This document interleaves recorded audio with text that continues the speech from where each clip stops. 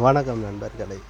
ஒருவருக்கு உடல்நிலை சரியில்லாமல் போய் அவர்களுக்கு ஏதாவது ஒரு வகையில் ஒரு காய்ச்சலோ ஒரு வைரஸோ ஏதாவது வகையில் ஒரு தாக்கி இருந்தாலோ அல்லது தாக்கி இல்லாமல் இருந்தாலோ யாரிடையாவது நாம் கேட்கும் பொழுது எனக்கு என்ன செய்துன்னு சொல்லி நாம் யார்கிட்ட சொல்லும்போது அவர்கள் தவறான கருத்துக்களை சொல்லுகிறார்கள்.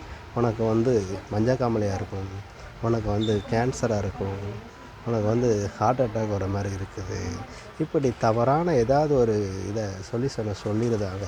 இந்த சொல்வதனால் அவங்களுக்கு மூளை முழுவதும் நம்பகத்தன்மையாக ஆகி விடுகிறது. ஆக அப்போ மூளை நம்பகத்தன்மையாக ஆகி போனவுடனே ஒட்டுமொத்த உறுப்பு எல்லாமே நமக்கு செயலிழக்க ஆரம்பித்து விடுகிறது. இப்படிப்பட்ட ஒரு பொய்யான தகவலால் நம்முடைய மூளை நரம்பும் எல்லாமே பாதிக்கப்படுகிறது.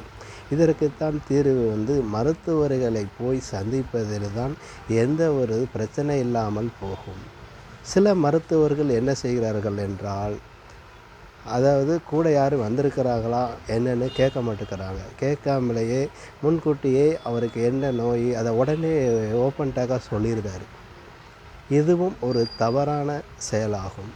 ஏனென்றால் பேஷண்ட்டுக்கு எப்போதுமே தெரியாமல் தான் இருக்க வேண்டும், அல்லது கூட இருக்கிற யாரும் வந்திருக்காங்கன்னா அவங்ககிட்ட தான் ஒப்பீனியன் கேட்கணும். ஆனால் சில மருத்துவர் இடத்துல ஒப்பீனியன் கேட்கும்போது அந்த பேஷண்ட்டை வச்சுக்கிட்டே கேட்காரு. இது கண்கூடாக நான் பார்த்திருக்கிறேன்.